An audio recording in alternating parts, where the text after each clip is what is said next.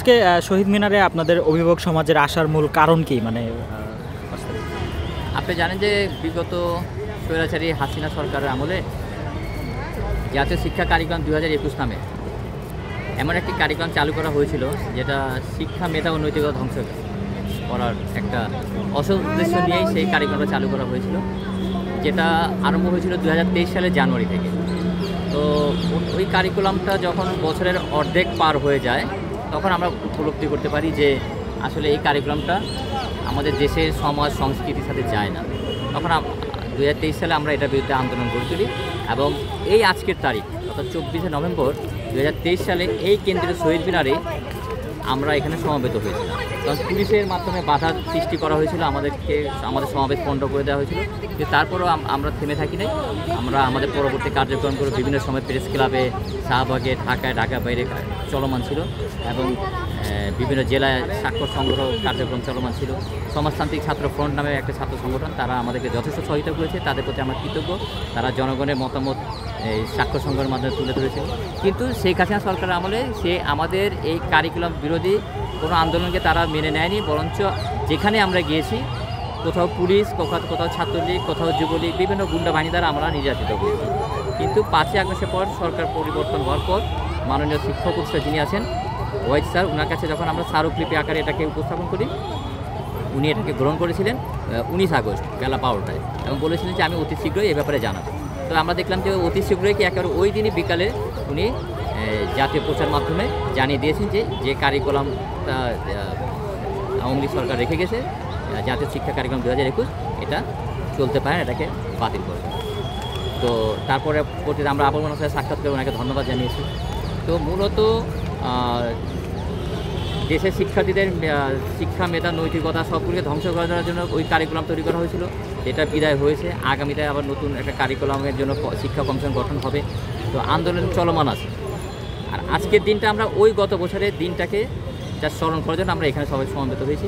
কারণ যদি আপনি দেখে থাকেন গত বছরের এখানকার দৃশ্য, পুলিশ আমাদের সাথে কী দুর্ব্যবহার করেছে সেটা মানে ব্যাখ্যা করার মতো না। আচ্ছা, একটা প্রশ্ন ছিল, সেটি হচ্ছে যে আপনারা কি মনে করছেন যে এই ধরনের যে শিক্ষা কারিকুলাম চেঞ্জ বা এই টাইপের এগুলোতে আসলে অভিভাবক বা সাধারণ মানুষের মতামত নেওয়া উচিত ছিল কিনা আওয়ামী লীগের?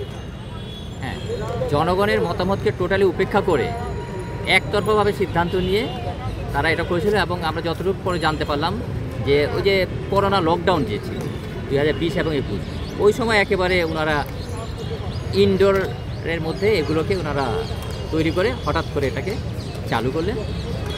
এটা একটা দেশের শিক্ষা ব্যবস্থাকে পরিবর্তন করতে হলে নিয়ম নীতির ব্যাপার আছে।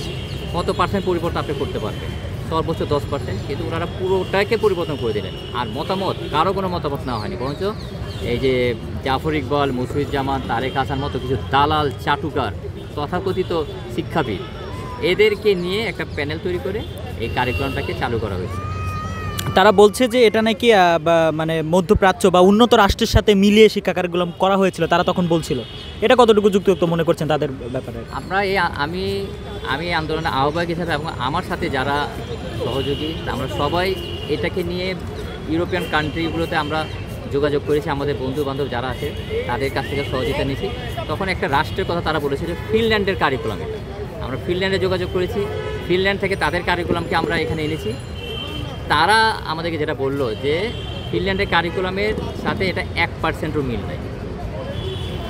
ওদের যেগুলো ওই খেলাধুলা বা ঐচ্ছিক যে বিষয়গুলো আছে, ওই সামান্য ওটাকেই এখানে 100% হিসাবে আমাদের বাচ্চাদের মাঝখানে তুলে দেওয়া হয়েছে।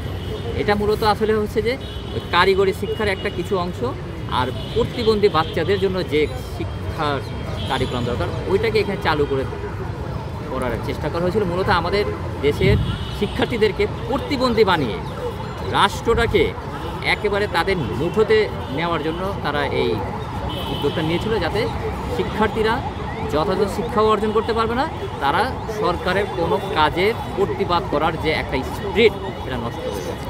এটা ছিল মূলত তাদের উদ্দেশ্য। আচ্ছা, এই কাজের জন্য কি কারো শাস্তি দাবি করছেন কিনা আপনারা? হ্যাঁ, অবশ্যই। আমরা অবৈধ প্রধানমন্ত্রী শেখ হাসিনা, কারণ যেহেতু তার অনুমতি ছাড়া এটা হয় নাই, এবং সেই সময়ে শিক্ষামন্ত্রী, অবৈধ শিক্ষামন্ত্রী দীপুমণি, পরবর্তীতে নফেল, এদের বিচার আমরা দাবি করছি এবং আমরা চাই যে রাষ্ট্র যেমন অন্যান্য বিষয়ে অতীতের অবৈধ সরকারের বিভিন্ন মন্ত্রীদেরকে বিচার আওতায় এনেছে, এই শিক্ষার ক্ষেত্রেও শেখ হাসিনা, দীপুমণি, নফেল এদেরকে বিচার আওতায় এনে যথাযথভাবে তাদেরকে বিচারের মাধ্যমে শাস্তি নিশ্চিত করতে হবে, যাতে আগামীতে আর কারো এই ধরনের দুঃসাহস না হয়।